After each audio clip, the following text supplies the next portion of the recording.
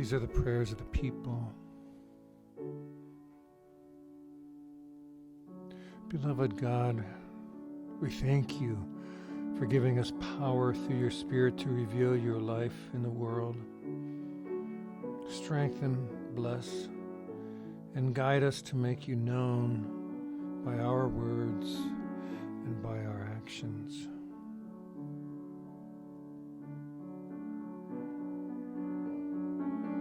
Guide us in your grace.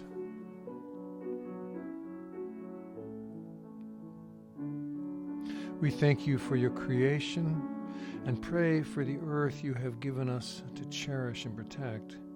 Nourish in us your love for all you have made.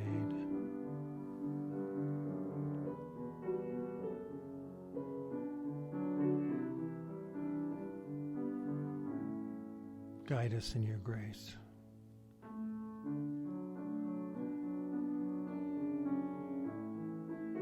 Guide and bless us in our work and in our play and shape the patterns of our political and economic life, that all people may share in the fulfillment of your creative work.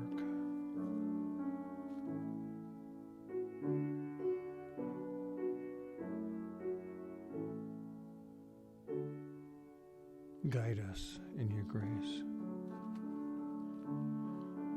Awaken our hearts, O God, to your presence in all people, in those we love easily, and those with whom we struggle, in those different from us, and those that seem familiar.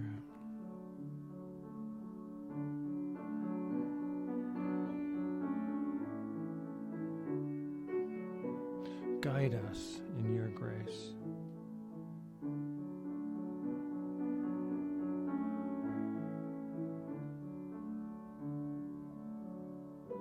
We thank you for calling us to a glorious heritage as your holy people. Free us from lack of vision, from inertia of will and spirit. By your life-giving Spirit, lead us out of isolation and oppression. Redeem and restore us.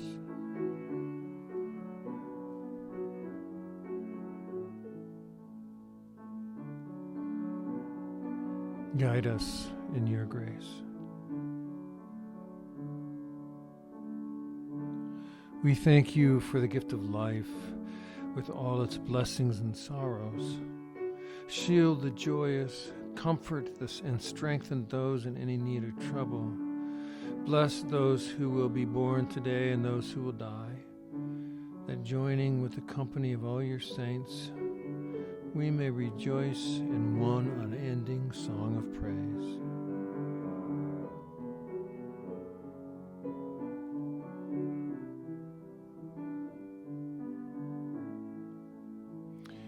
Guide us in your grace.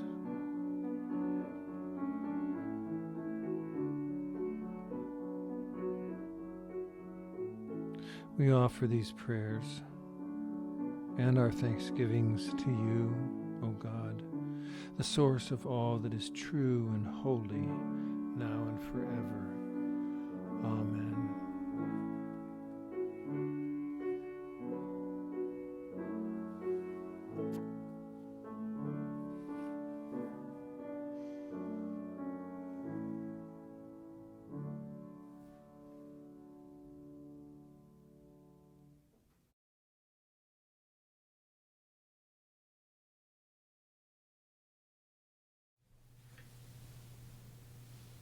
Greetings. My name is Cameron Miller, and this is Trinity Place in Geneva, New York.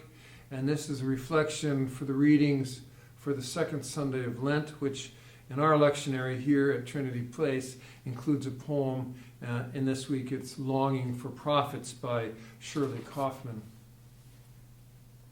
Now, this sermon did not leave from the station I expected it to leave from, nor did it arrive at the destination I thought I was aiming toward. Just so you know. Now, last week, we wrung out our fears. We reached down and touched them. and named those fears to ourselves, and in a pretend gesture, pooled them with one another's. This week, it's about grief and about loss. Now, in the gospel that we read, Jesus weeps over Jerusalem. He weeps in grief and anger, probably some fear too, because he knows what's coming. Now, our Wednesday noon Zoom book club talked about losses this week, reading together a book about loss, at least initially. We don't exactly know how it's going to end. And I actually tried not to talk about loss and grief today. I got more than halfway through a totally different sermon and got stuck and could not move any further, no matter how hard I pushed. And that happens sometimes when I try to avoid a topic when writing a sermon. It's as if the sermon is a donkey and it stops in the middle of its tracks and it says, nope, ain't going no further. And that's when I know I need to be talking about something that I don't want to talk about. So here we are with Jesus, weeping over crushed hopes, ruined expectation, bitter disappointment, and sorrow for what has been and what will be. And there must, as I said, also have been some fear mixed in there because he knew that Herod was stalking him. Now, I think we read these Jesus stories without ever thinking about what was going on all around Jesus and his contemporaries at the time. It wasn't a nice world, especially for someone in Jesus' line of work. Their ice pick eyes, as Shirley Kaufman described them. Their ice pick eyes, their weeping willow hair, their clenched fists beating at heaven, in her poem, Longing for Prophets. In the 50 years that kind of sandwiched Jesus on either side, there were messiahs and prophets aplenty.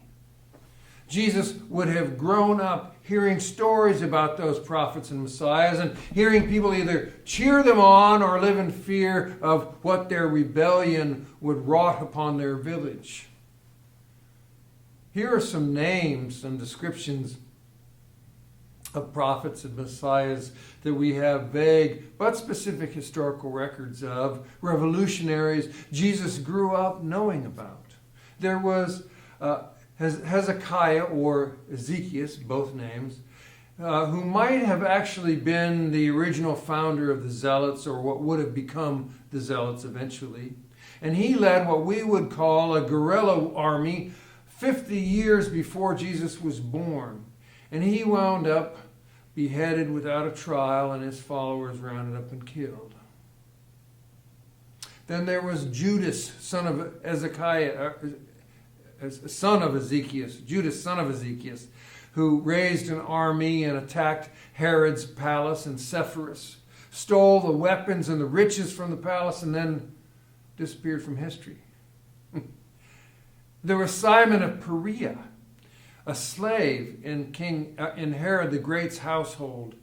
And just a few years before Jesus was born, after Herod the Great had died, he gathered a following and attacked numerous of Herod's palaces, burning down the one in Jericho and several others, as it says.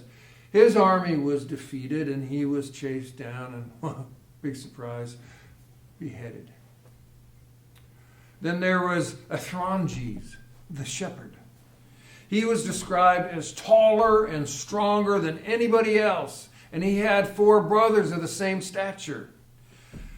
He led a 2-year rebellion against Herod the Great's son and successor, as well as the Roman army. Jesus was born in the midst of the shepherd's rebellion. It was put down, and while his brothers were captured and dispatched with, we don't exactly know what happened to Athronges. Then there was Judas the Galilean, not Judas the disciple that we know about, but Judas the Galilean, who led a rebellion against a census that we know about from Jesus' birth narratives, but that actually happened, the census, several years after Jesus was born. Judas's rebellion failed, obviously, and of course, and Judas the Galilean was killed.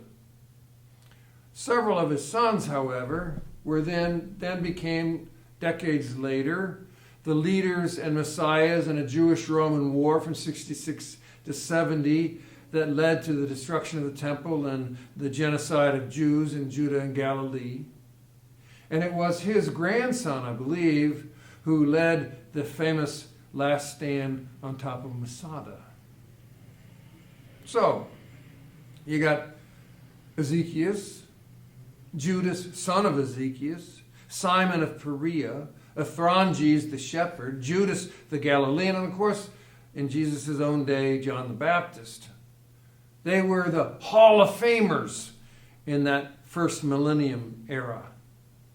These are the names of famous prophets and messiahs that Jesus would have been able to rattle off their names with the same familiarity that I can say Michael Jordan or LeBron James or Keem Olajuwon, Kareem Abdul-Jabbar, Steve Nash. Very familiar.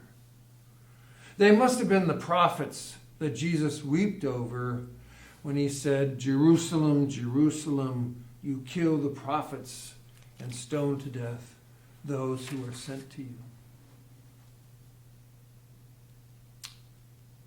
I weep that way sometimes when I hear another report about climate change losses that could have been stopped or arrested.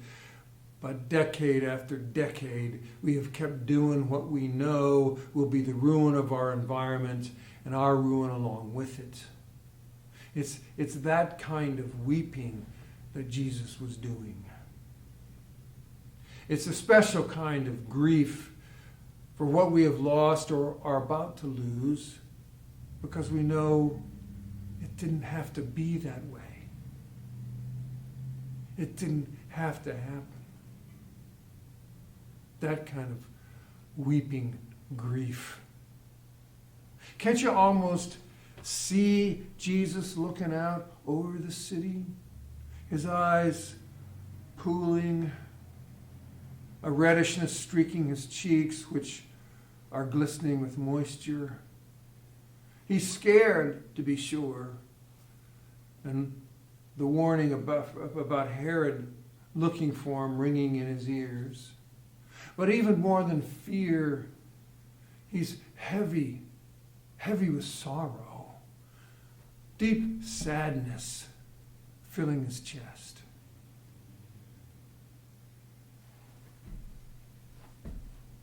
You know, I sense that many, if not all of us, carry some sorrow and sadness these days. There's so much we see, what with images from Ukraine filling the airspace. But we're also old enough to have had beliefs and expectations for our nation, for the world, for our families, for our children, for our professions. Expectations that have simply evaporated. Just about every one of our institutions has suffered historic cracks in the foundations. I mean, you and I both know that the church is undergoing historic change. I mean, just think about that columbarium at 520 South Main Street, the big Gothic building we left. Think about that columbarium as a metaphor. Who ever placed their loved one's ashes in a church columbarium without expecting that that stone edifice was safely there forever and a day? Churches, especially big ones, don't close. But education has been rattled and shaken too, even before the pandemic, but especially since then. Whether college or kindergarten, the teaching profession has changed and is changing more and more even now. But so too is banking. Heck, if digital currency takes hold, there won't be any more banks. Oh, and doctors and nurses. The medical profession was undergoing a huge overhaul well before the pandemic, but for 2 years now, they've been called on to serve in ways they never expected. I was just told that the Air Force Reserves are what's keeping one of our local hospitals going. It is difficult to think of a profession that hasn't been or is not going through dramatic reformation of one kind or another. It's a vast reckoning of some kind, brought on by, I don't know what, who knows what. Rapid technological change, economic restructuring, globalism, information technology, outgrowing historic institutions never meant to serve so many people so much so fast. Whatever it is, and however it's unfolding, we see what was and what has been lost, and we grieve, even feel some anger sometimes at what's been taken from us. Like the poem asks, bring back the prophets who can tell us what's next, who in the ashes can tell us what's going to happen. Well, I am no prophet. But here's what I know. It's what I know about living with fear, about living with the unknown, about living with loss, about living with grief. When we do it alone, we suffer. When we do it alone, we suffer. When we can hold hands with one another, sit in each other's presence while we wonder and pray and worry, even if we're not talking about it, then we get through it. To be alone in our grief and our loss is the very definition of suffering. When we are with others, even if the others can't take it away or do anything about it, we do better. I also know that that's what Jesus did. He continued to gather his friends around a table and share bread and wine. He continued to tell stories and imagine possibilities. He continued to share love, let them know not only that he loved them, but that he needed their love. He didn't stop asking them when they failed, and he didn't stop needing them when he was hanging from the cross. And some of them made sure that he didn't go through that alone either. So I don't know what to tell you about all these changes that we're going through. The big ones that are rocking the boat and the little ones that only you know about. But I do know that when and if we can navigate them together with one another, we will be stronger and better and safer for it. I'm grateful that this place and this community of people is one in which tears can be shared out loud, and prayers can be shared, and hands can be held. We're navigating some big changes, my friends. And that means, among other things, some big losses. Let's keep being present to one another.